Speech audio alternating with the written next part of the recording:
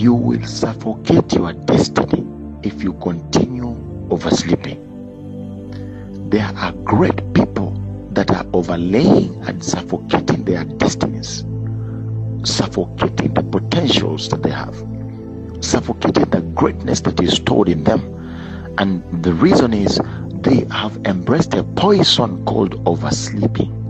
They sleep too much, and this kind of poison of laziness is going to suffocate not only your physical abilities but also your spiritual direction, your spiritual destination, your spiritual propensities and energies that you have.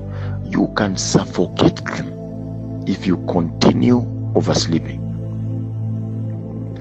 I really love this story is because in 1 Kings chapter 3 from verse 16 to 19 are deep nuggets of wisdom. First of all, it says in verse 16, now 2 prostitutes came to the king and stood before him. This is a lesson we're learning. Judge fairly. Deal with people with discretion. Deal with people with wisdom, even if you don't like what they're doing, even if you don't like them, even if you don't like these people. Can you imagine a king that is wise? A wise king, a discerning king that has been, it's been granted this wisdom by God. This probably could be a pastor or a minister or a marketplace leader that probably now has been granted the opportunity to address people he doesn't like. But the Bible does not say that the king despised these 2 women because they were prostitutes. The Bible doesn't say that. The Bible says he gave them attention. He listened to what they were saying because they were coming to ask him for help. And so even in the church, whilst a minister is dealing with people, even if you don't like them, when they come to you, then they've been allowed by God to come to be helped. Judge fairly, even if you don't like the people. So verse 17 says, one of them said, pardon me, my Lord. This woman and I live in the same house, and I had a baby while she was there with me. The 3rd day after my child was born, this woman also had a baby.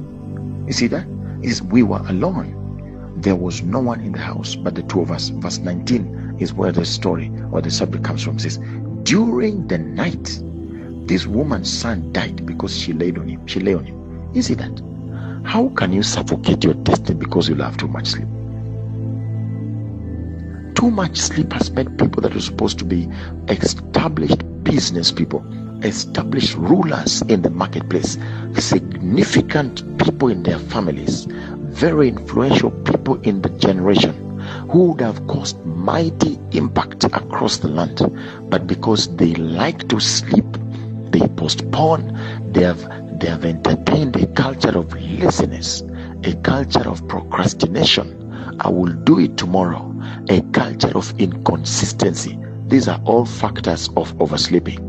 So you see that the factors of oversleeping, are we talking about laziness? We're talking about inconsistency in what you're doing.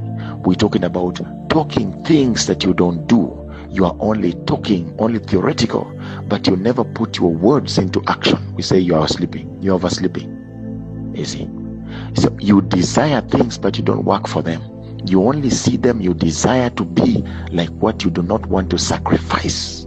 Every great person, every level of greatness has the element of sacrifice.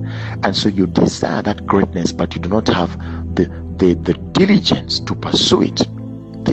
You do not have the discipline to pursue your destiny. All these are factors of oversleeping.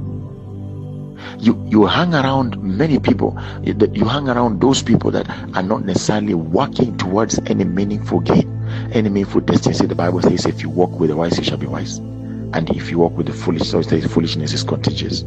And so if you walk with the foolish, you should be like them.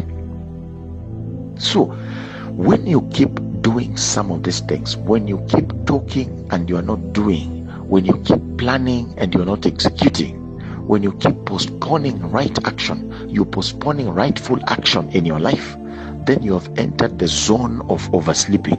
And one of these days, if you do not turn around, you will suffocate your destiny in the process of oversleeping. This is wisdom. Turn around from oversleeping, because this is the mistake that this woman did. He had a healthy child. So you can have a healthy destiny, healthy energy.